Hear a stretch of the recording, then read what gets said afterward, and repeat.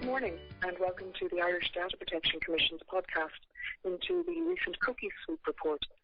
I'm MB Donnelly and with me today is Elaine Edwards, who I think it is fair to say, Elaine, you held the pen on the recent cookie sweep report. Good morning, MB. That's correct, I did indeed. But we had a team of people working on this over several months, so we put considerable work into it and we've produced some guidance and footed the report as well. And I think we're all very grateful that you're able to join us this morning and to delve into the report in a little bit greater depth in the podcast, as we try and provide this as an additional support to people while we are all dealing with challenging times and working in a remote environment for many, many people. That this is a way of helping people to engage with the contents of that report and the guidance note that you've prepared as well. Yes, indeed. Delighted to do that now for the period of the next few minutes.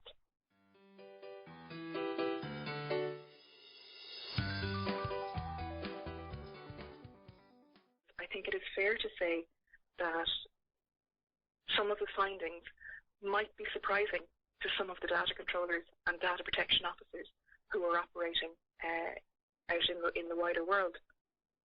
I think that's correct, MB. I can give you a little bit of background about the sweep and how we came to do it, if that's okay with you. I'll start by maybe telling you what we did and where we were coming from. The DPC back in August of last year started to prepare for a broad kind of compliance exercise called a cookie sweep, where we wanted to examine controllers' websites, for example, in terms of how they were complying with the e-privacy regulations which implement the law in relation to cookies.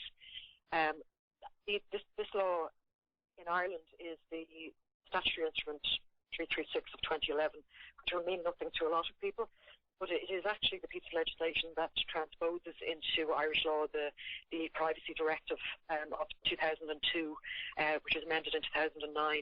And this law has very specific purposes. It governs the privacy in electronic communications, such as people's communications on their mobile phones, for example. But it also has an extended scope in terms of covering the area of, say, unsolicited communication. So, for example, people getting unsolicited texts and emails and so on. And also it covers the law in relation to cookies. So this would be cookies, as a lot of people will be aware, they're small files, often little text files that are placed on your computer when you visit a website, and they have particular functions and they help websites to work properly in a lot of cases. But there are types of cookies that can also be quite privacy intrusive, as in when you visit a website and these cookies are placed on your equipment, they can track people's browsing behavior across the internet and even across multiple devices. So people might have become more aware of the use of cookies, I suppose, and tracking over a period of the last few years where there has been an expansion of the so-called ad tech industry. So where we were coming from was not really in a broader examination of the ad tech sector per se.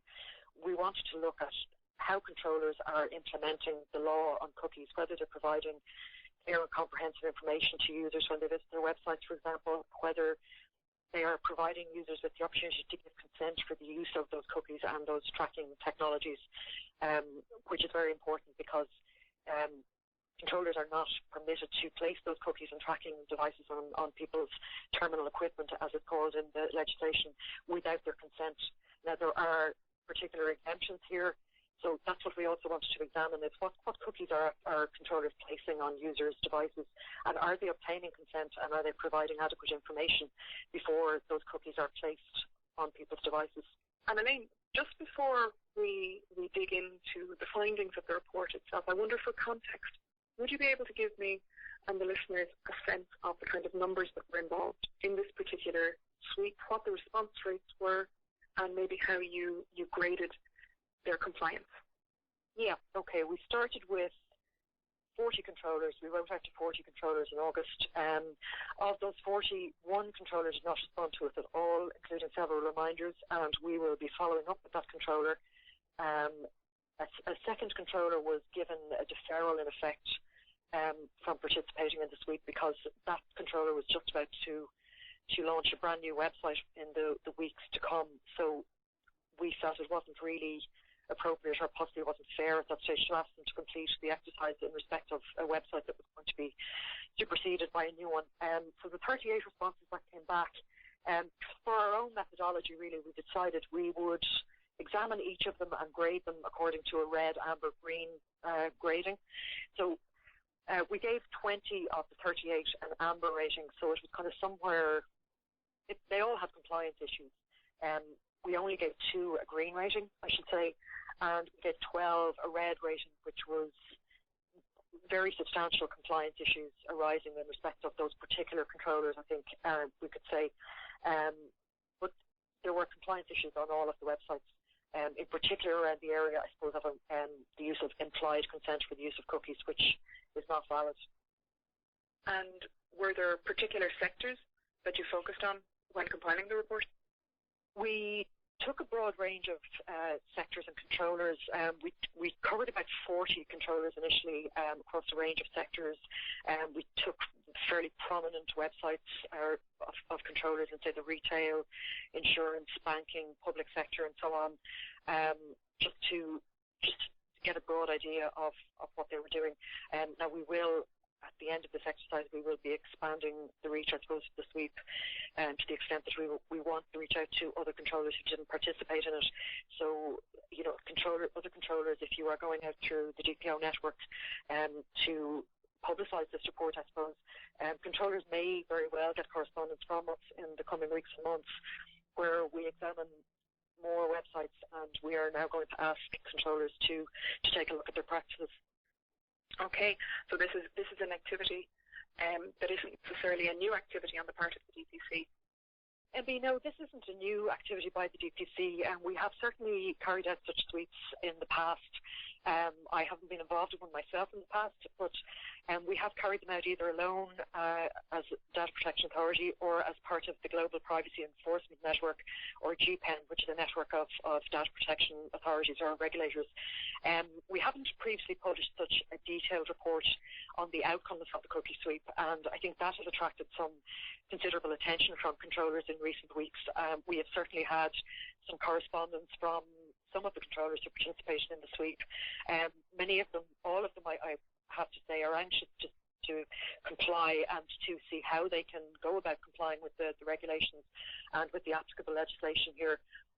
So we have actually produced a guidance note alongside our report, which has been distributed to all the controllers who took part in this sweep. And we put a lot of work into the guidance note. It's probably more detailed than guidance we have published in the past in relation to cookies. So we hope that this is going to be of great assistance to controllers in helping them to comply with the regulations and with the applicable legislation when they come down to examining their practices and areas such as how they present information to users, for example. We do think it will be of assistance, but they do need to be sitting down with the right people in their organisations. That would probably include data protection officer, their technical people, top management people in a lot of cases, and sometimes with third-party providers, because bear in mind that not all controllers actually operate and manage their own websites. In some cases, they actually outsource that to third parties. But we do hope this guidance will be of good assistance to all controllers and not just those who took part in this sweep. Which I think is really very important, Elaine, and it's worth pointing out to listeners who may not be aware of it that both the report itself and the guidance note are available on the Data Protection Commission's website, and that you've put quite an extensive amount of work into developing that guidance so that data controllers have a fairly solid starting point from which to assess their own processing activities around websites, particularly in relation to cookies.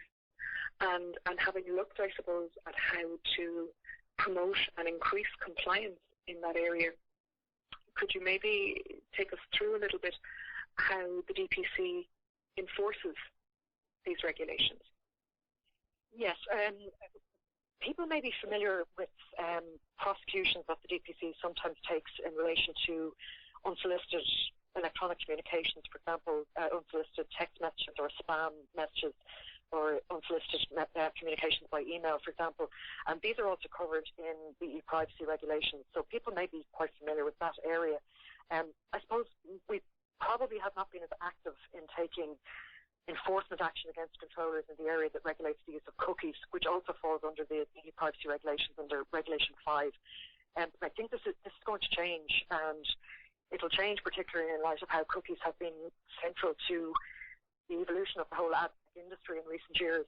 Because when these regulations were written and enacted back in 2011, which seems like such a long time ago, I think we could not have imagined at that stage how powerful the ad tech sector would become within just a few short years. So while this particular sweep wasn't an examination of the wider ad tech model per se, it's certainly aimed at taking action or looking at compliance among controllers, where they don't comply with the relevant requirements of the privacy regulations. And also, it's important to say, the applicable provisions of GDPR, because this is actually a slightly tricky area, because controllers in some cases may not believe that their use of cookies and other tracking technologies on their websites actually constitutes processing of personal information or personal data, rather. We did get some responses during the sweep to that effect, that controllers, I think particularly smaller controllers, responded to us to the effect that we're not processing any personal data here. It's cookies. It's not identifiable. We can't identify any individual data subjects here. But actually the GDPR does apply as well as the privacy regulations. So where we taken the enforcement approach that we will be taking here could certainly involve enforcement under the privacy regulations themselves, such as through the issuing of enforcement notices. But bear in mind, we do have a very powerful suite of tools available to us also under the GDPR, where, if we are of the view that controllers are processing personal data on foot of or as a result of their use of cookies and tracking technologies, we could also carry out audits and inquiries or investigations and examinations of their wider practices using our very powerful tools under the GDPR. So that is actually important to say. But in terms of enforcement action, yes, it would be true to say that we do enforce quite regularly. We enforce the privacy regulations as a data protection authority, and we do have controllers in court on a fairly regular basis as a result of non-compliance with the unsolicited communications provisions. But we can certainly see, and we will be taking enforcement action against controllers who don't comply in this area and who don't make any effort to comply in this area. And while we appreciate that in some cases compliance is going to be quite difficult and tricky, because it's a very, very complex area, and there are very many ways, for example, of perhaps delivering information to users to come to a website. We appreciate that controllers will find it difficult. We want to work with them to help them to be compliant, and we hope our guidance note will bring them down that route towards compliance. But where they're not, after the 5th of October, we will be looking at taking enforcement action, including using our powers under the GDPR and the privacy regulations to enforce. And I think that's a really important message to reinforce for people, and it's certainly one that we will come back to as we close out of this podcast later on, for the key takeaways for people and the key areas that data controllers in particular need to be aware of. And just before, Elaine, I let you take us through a deep dive on the actual report itself and the findings that emerged. You made reference there to legislation, and particularly the legislation that applies to cookies. And for listeners' own information, just to say that we will have that relevant legislation sitting alongside this podcast for their reference. But are there maybe some highlighted areas that you could call out for people that they need to be particularly aware of in relation to the legislation that applies to cookies? Yeah, so Regulation 5 of the e-privacy regulation is the relevant section of the legislation here, and this transposes Regulation 5 of the e-privacy directive into Irish law. Essentially, the wording is the same. So what the wording is that a person, and this means person as in an individual or a corporate body or an organisation, shall not use an electronic communications network to store information or to gain access to information already stored in the terminal equipment of subscriber or user. So what terminal equipment actually can be there is, what it usually means, it's your device, it's your computer, it's your mobile phone.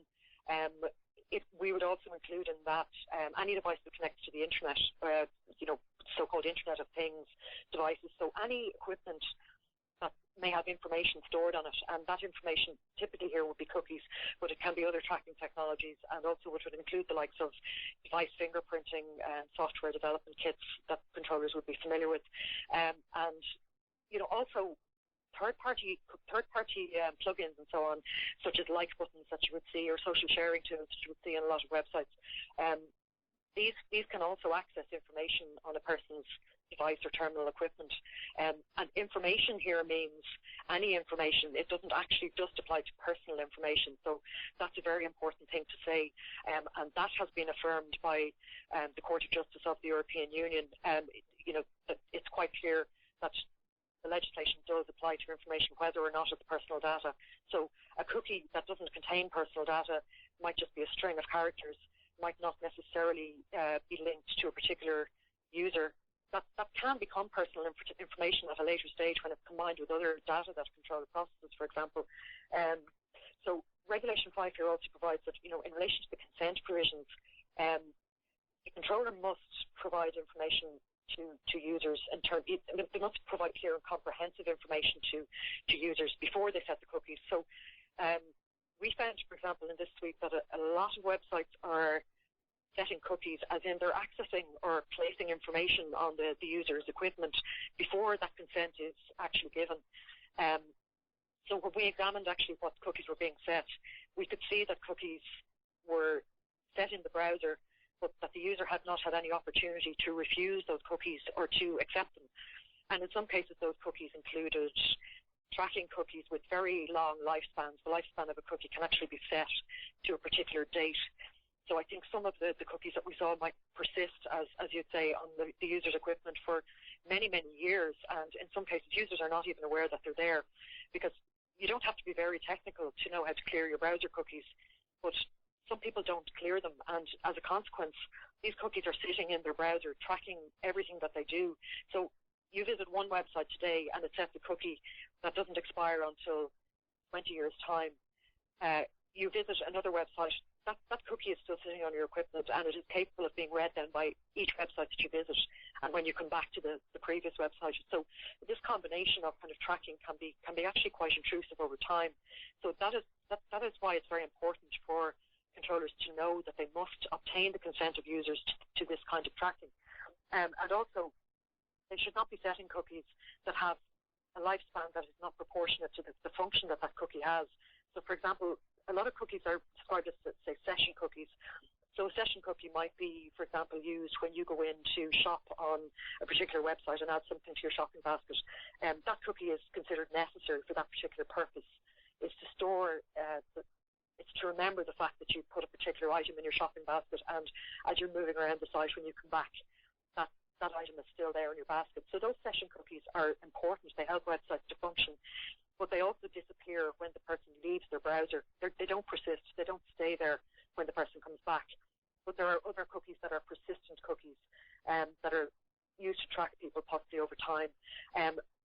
Those cookies can have very long lifespans. In fact, I've seen one recently where the year of expiry was set to the year 9999, which is the longest expiry date I have ever seen for a cookie ever.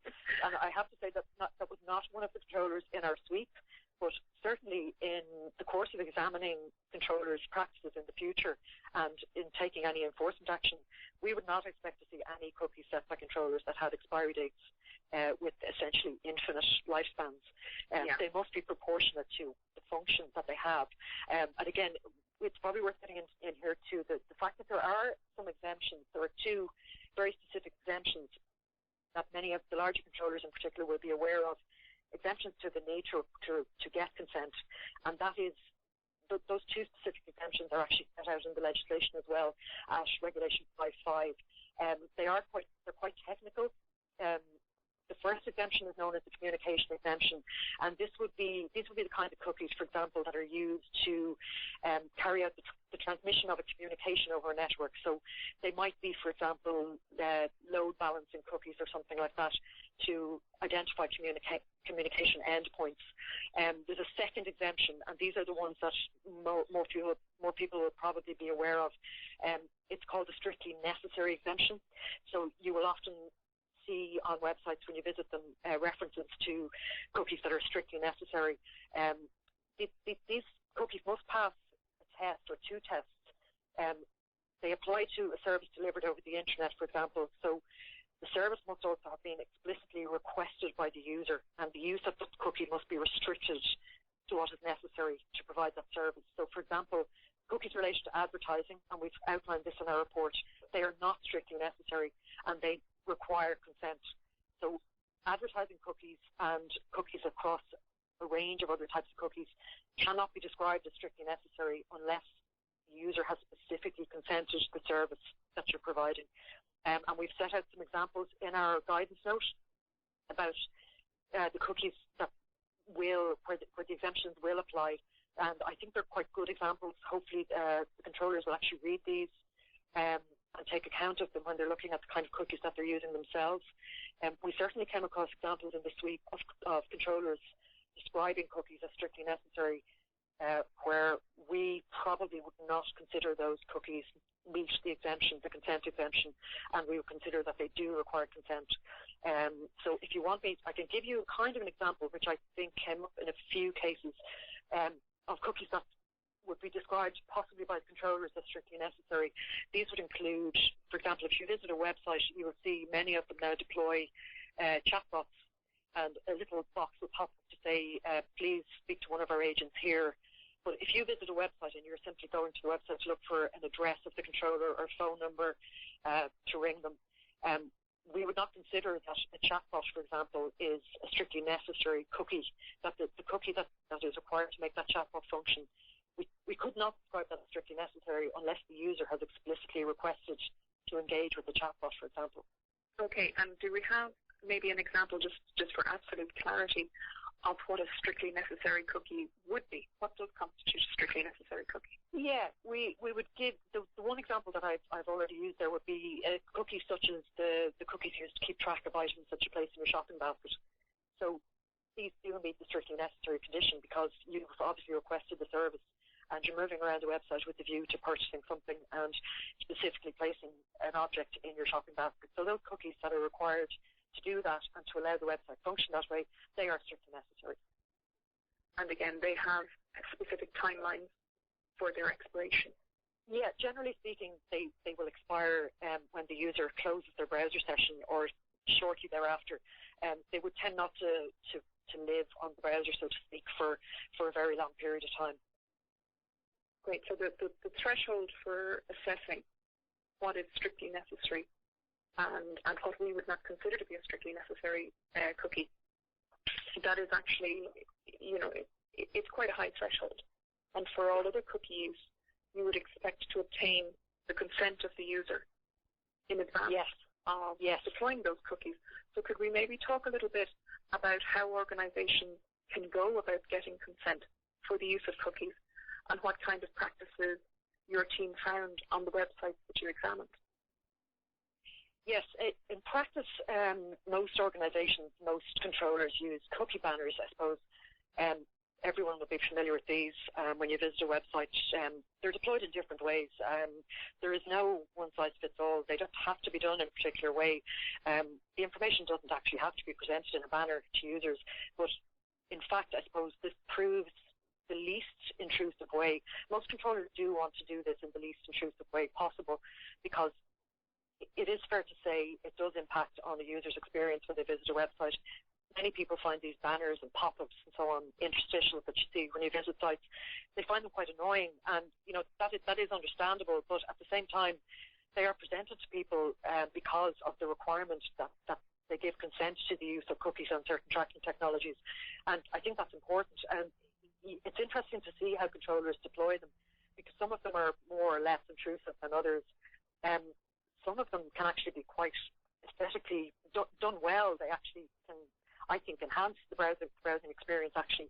But we found in some cases that the banners were maybe not very visible, or they were designed in such a way that they might blend in to the user interface on a web page, for example, possibly in a slightly misleading way, so that they were designed in such a way as to maybe not have the user engage with the banner or the information at all, that they seem to be there really as a way of a kind of a a way of demonstrating compliance, but while at the same time not really making an effort to be compliant.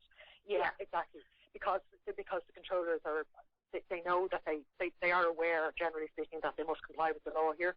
But what we found, I think, that the widespread practice was the use of what would be described as implied consent for the use of cookies, and that is where you come to a website and see a banner that says, we use cookies on this website for whatever purpose.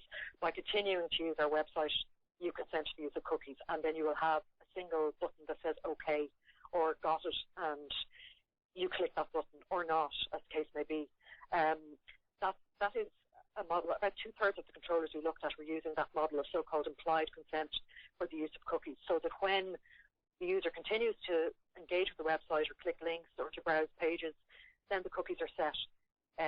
The banner may or may not disappear at that point, and the user may not have ever engaged with it, but we do not consider that is valid consent. It doesn't meet the consent requirements under the legislation, and the consent requirements are read in the light of the GDPR, and the consent must be freely given, specific, informed, unambiguous. So we could not consider that implied consent model to meet those requirements. So therefore, the likes of a cookie banner, for example, that appears on a website in whatever way or whatever form, whatever part of the page it appears on, if that banner disappears as soon as you click or scroll, even a minute scroll of your mouse wheel, and that banner disappears and cookies are then set, we would not consider that to be valid consent. And I think that takes us right back to the point that we've made there previously, and which runs through all of this, that demonstrating compliance means exactly that. That you need, yes, to be able to demonstrate compliance, and that there's a duty of care and a duty of due diligence, if you will, on the data controller to ensure that they're meeting this threshold, and that it won't be viewed as a tick box exercise, because as you've said previously, this is an area that is expanding hugely, and which will continue to expand hugely, particularly in the current climate where we all begin to move into our remote working environments at the moment. We were engaging in a lot more online behaviour, and I know from my own experience as I look around that I see a number of smaller organisations entering into the online ordering world where maybe they previously did not have a presence, and so this guidance is arriving at a really opportune and timely time for them. It is, and this is actually interesting. It's a very interesting area, in particular for smaller controllers, and I think it would be fair to say that in the course of this week, certainly we covered some very large, prominent household names, but we also looked at some smaller websites, and it is mentioned in our report, which is on our website, particularly, say, the food ordering sector stood out for us, I think, as an area where compliance is problematic, is probably the word I would use for it, in the sense that the responses we got back to our sweep questionnaire, we sent out a very extensive questionnaire as part of the sweep on the 15th of August, and it took us several months to go through the responses. We found that the responses from these smaller controllers in particular, I think, were poor. There was a lack of understanding really of the requirements of the legislation, and in particular there was a lack of understanding of the fact that these controllers might actually also be processing personal data as a result of their use of cookies, and that's a very important thing. In some cases, smaller controllers, for example, may not manage their own websites, they may not develop them, they may not maintain them, they may actually pay a third-party provider to do this for them. And there are services out there where, for maybe just several €100 a year, controllers can pay a third party to do this for them. And you will often see these kind of off-the-shelf type websites where they're similar websites for a particular sector, for example, but they're all off-the-shelf provided by a third party. Now, we need to make it clear that where those controllers are using cookies, they are responsible for their websites. They can't outsource responsibility for compliance to the third party. The third party here may actually be maybe a processor or maybe a joint controller, and they need to examine those relationships very, very carefully. So contracts must be put in place where, for example, if a small controller has a website and is using a third party to provide that, they must be very, very clear about where the responsibilities lie here and what the controller and potentially joint controller or the processor relationships are. So we would also be examining contracts, for example, if it comes down to a deeper dive into people's compliance with the legislation here. They will also have to comply with GDPR where they're processing personal information, so personal data. So they will have to have the relevant contracts in place with any third-party providers there to ensure that the responsibilities for who is responsible for and who is deciding on the means and the purposes of the processing, for example, to ensure that that's compliant. And I'm conscious that many of the organisations who are listening to this podcast today may actually be of those smaller to medium enterprises, and as they listen to what we're saying here, I can almost sense the anxiety levels rising, where it seems like there are so many things that they need to do in order to be compliant, in order to have a website, in order to have oversight of and provide that assurance to the regulator and to their customers that they are operating in compliance with the regulation and with the Data Protection Act. But it's also fair to say, and I'll come back to it again, I know we've mentioned it several times, that you have done the heavy lifting on this. You have produced the guidance to enable people to actually start from where they are at and to lead them through this compliance process, and that's what sits on the website. Elaine, thank you for taking us through that in such detail this morning, because I think there's a lot of information here that's very, very relevant to people, and it's certainly an important starting point for those controllers who really need to engage with their compliance obligations in relation to websites, and particularly in relation to tracking user activity. And one of the key points, I think, that has really been hammered home here this morning is that it is not a responsibility that can be outsourced. It still sits with the data controller themselves. But following on from this, can you maybe take us through what the next steps will be in terms of this cookie sweep? What are the outcomes and what the landscape looks like for the next 6 months?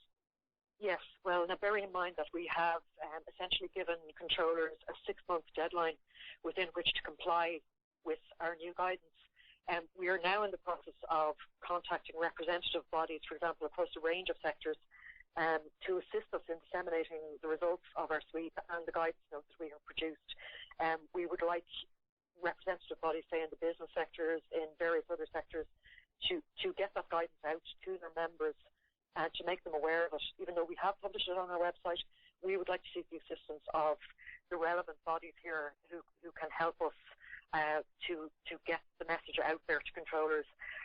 So what we would like is that the guidance note we've produced should be read by all controllers who operate websites and mobile websites and so on, and who use cookies and tracking technologies. That should be examined in conjunction with the report we have produced. We also will be examining other websites. So over and above the 40 or the 38 controllers that we looked at in this sweep, we are now actively looking at websites on a daily basis. This may happen on an ad hoc basis as we come across particular issues, but we will be adding to what will probably be a very, very long list of controllers that we will be writing to about potential compliance issues on their websites, where we identify areas of concern to us, where, for example, we consider that there is tracking activity or cookies activity on the website that is being conducted without the consent of users. So controllers should be expected to hear from us, and that means across a range of sectors, including all the sectors we examined here in this particular sweep, but also in others.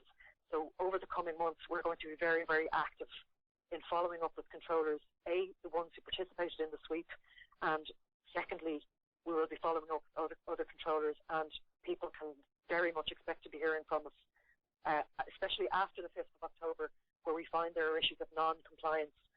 We will certainly be looking at taking enforcement action, and that may very well include inquiries, inspections, audits, or other enforcement action. So we would urge controllers to start looking at that guidance now and to sit down with the relevant people in their organisation or outside their organisations to see how they can go about bringing themselves into compliance where they're not currently. So that's an important next step for controllers, that on foot of this information that they've received, on foot of the guidance note, the podcast and the report itself, that it's now a key stage for them, as you say, to sit down with the relevant people in their own organisation, any third-party providers that they use, and start an audit of all the cookies and the tracking activity that they currently undertake. And I suppose, Elaine, is it worth calling out at this stage that there's a particular need for data controllers to focus on transparency and how they're presenting this information to users who visit their website?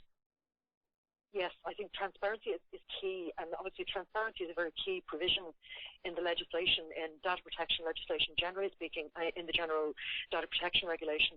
And clear and transparent information, clear and comprehensive information is the wording that's used in the regulation, for example, but that will be read in light of the transparency requirements in the GDPR now. So the kind of information that must be provided by controllers, they should really read the relevant provisions of the GDPR to see what they should be providing to be behind the scenes, for example, in their cookies notice, in their privacy policy, but up front in their cookie banner, in their whatever way they choose to present information to users when they come to visit the site first. That information should be clear, it should be transparent, and it shouldn't try to hide anything about the activities that are going on the website. There are challenges in how to present that, and we understand it. There are different ways of presenting the information, and there are probably different ways of layering the information so that people get the information they need without information overload up front on a page when they land on a website. But transparency is going to be key, and again, I hope that our guidance will assist controllers in how to go about being transparent about what they're doing with cookies and tracking technologies, but it just needs to be clear to them that this is an area where they must comply, and that they do require consent for this activity, that there's no question of controllers being allowed to continue with widespread tracking activity, where they may also be combining this tracking activity with other information they're processing, other personal data that they're processing. There's no question of them being allowed to do that without consent or without a lawful basis, and there's no question that we will be enforcing on this area and in this area from the 5th of October on. And I think that's been very, very clear throughout the course of the guidance, the report, and your contribution to this podcast this morning. And to reiterate, I suppose, and bring us back to that again, what really runs through it is the message that the responsibility and the accountability for this function is something that cannot be outsourced. That's exactly with the data controller. And Elaine, just as we're moving towards the end of this podcast now, in addition to that notion that accountability cannot be outsourced and that it's something that still fits with the data controller, if there was a key takeaway that you wanted listeners to leave with today, what would it be? I think it has to be really clear enough to controllers and to listeners that consent is required for cookies. That is the very simplest possible takeaway that I can leave you with. That controllers cannot presume that they can use tracking activity or cookies on their website without consent. They must get consent for the use of those cookies. Okay, that's something that they really need to familiarise themselves with, the implications for the tools that they deploy on their website. Elaine, thank you very much for your contribution today. It was really, really appreciated you drilling down into that report for people, particularly considering the length of the report, how detailed the actual guidance itself is, and to remind anyone who is listening that the guidance, the report, the pieces of legislation that have been referred to, and the judgment that Elaine made reference to in terms of Annex 49, links to all of those will sit alongside the podcast so that people can refer back to them at a later date and so that they can dig in and out of them. With that, I think we draw to a close where we are today in relation to the cookies suite report that the DPC have published. If anyone has queries in relation to this coming in from the DPO network, they can email them in to dponetwork@dataprotection.ie and we will address them there. And maybe there may even, Elaine, be need for a follow-up podcast in relation to this, depending on the queries that arise. So we might trespass on your goodwill again. I expect you to have a very full inbox pretty soon. I think we just might, but hopefully it will cover off exactly what people need in order to drive compliance, which is our focus here at the DPC. Exactly. And with that one, Elaine, I'd like to thank you again. We're going to close out and to wish everyone well in our current climate and hope that everyone keeps safe. Thank you very much.